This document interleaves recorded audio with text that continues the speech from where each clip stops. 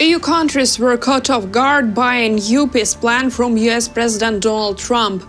Even Hungary, considered friendly to Kremlin, was not informed about that 28-point initiative. The issue took center stage during a meeting of foreign ministers who gathered in Brussels. EU chief diplomat Kaja Kallas welcomed the efforts for peace, but stressed that both Ukraine and EU countries must be at the negotiation table. She added that Russia's actions do not indicate a readiness to negotiate. What we as Europeans have always supported is a long-lasting and just peace, and we welcome any efforts to achieve that. Of course, for any plan to work, it needs Ukrainians and Europeans on board. So this is very clear. Also, we have to understand that in this war there is one aggressor and one victim, so we haven't heard of any concessions on the Russian side.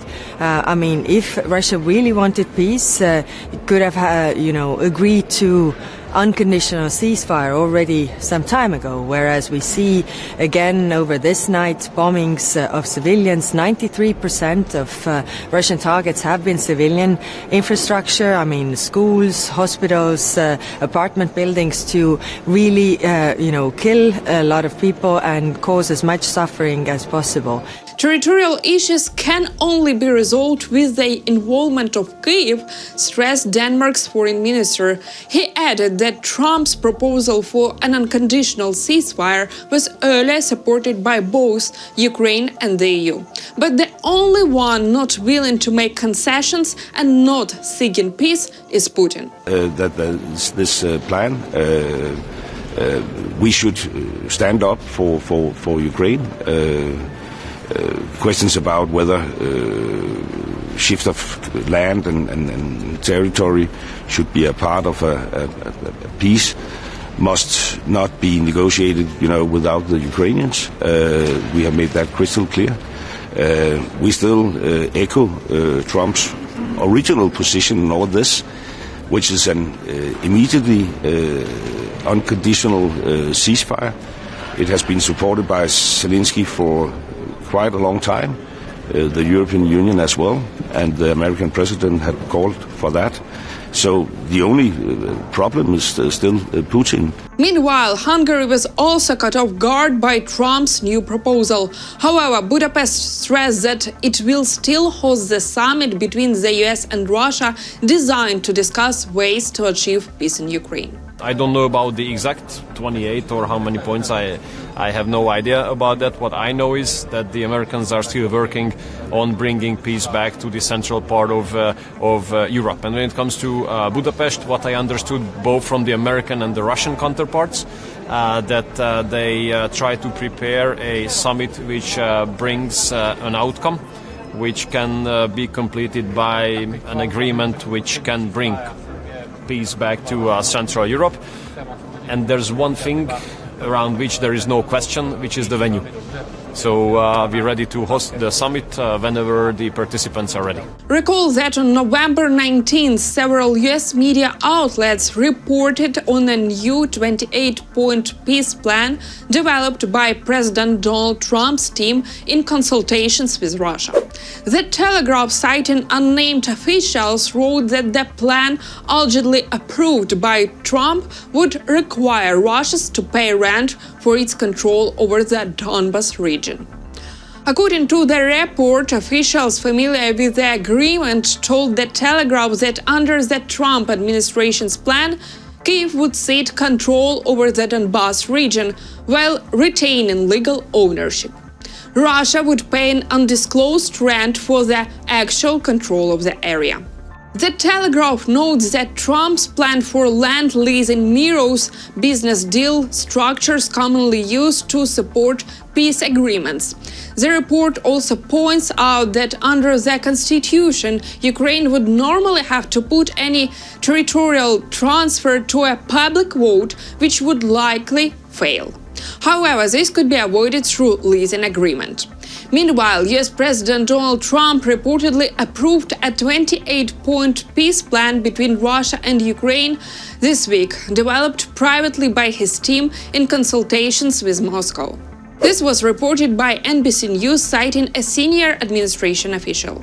According to the source, the plan was worked on by officials such as Special Envoy Steve Witkoff, Vice President J.D. Vance, Secretary of State Marco Rubio, and Trump's son-in-law Jared Kushner. 3 U.S. officials told NBC News that the framework of the plan still needs to be shown to Ukraine, and that the timing of its finalization coincided with a visit by U.S. Army delegation to Kyiv. Meetings focused on military strategy, technologies, and reviving the peace process.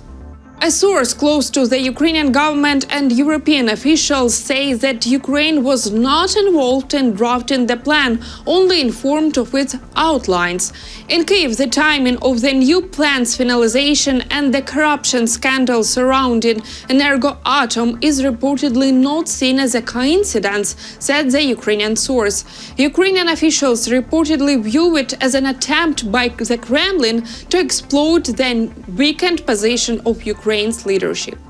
U.S. Secretary of State Marco Rubio has already stated that in the Russian war against Ukraine, both sides must agree on the necessary concessions, writing on his social media platform X.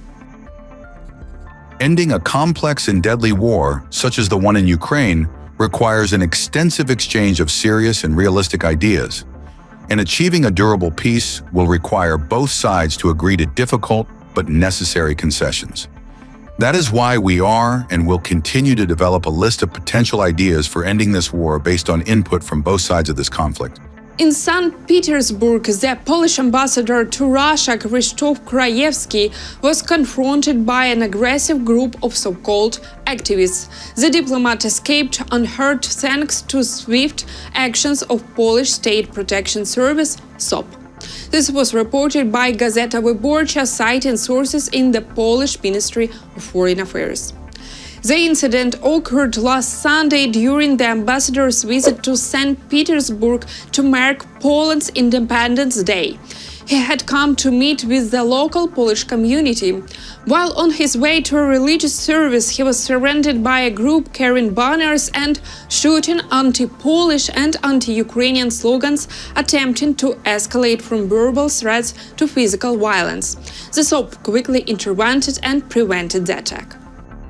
The group was aggressive and carried banners, attempting to escalate from verbal threats to physical violence, but the State Protection Service intervened and stopped them. In response, the Polish Ministry of Foreign Affairs summoned the acting charge d'affaires in Moscow on Wednesday, expressing strong disapproval over the activists' behavior. U.S. President Donald Trump's special envoy for Ukraine, Kit Kellogg, is reportedly set to resign. He reportedly told colleagues that he plans to leave his post in January 2026. This was reported to Reuters by 4 sources. According to one source, Kit Kellogg reportedly decided that too many officials in the White House are involved in Ukraine's issues. He also felt that they are unwilling to acknowledge that it is Russia, not Ukraine, slowing down peace negotiations. Another Reuters source said that Kellogg never intended to stay long in the Trump administration. As the special envoy position is temporary by law, limited to 660 days, Kit Kellogg considers January, when his term expires, a natural time to resign. Neither the White House nor Kellogg have officially commented on the Reuters report about his resignation. Recall that Trump appointed Kit Kellogg as a special representative for the Russian war against Ukraine, later assigning him specifically to the Ukraine track, while Stephen Witkoff handled communications with Russia. That's all for now. Thank you for watching, and don't forget to subscribe to our channel and leave your comments below.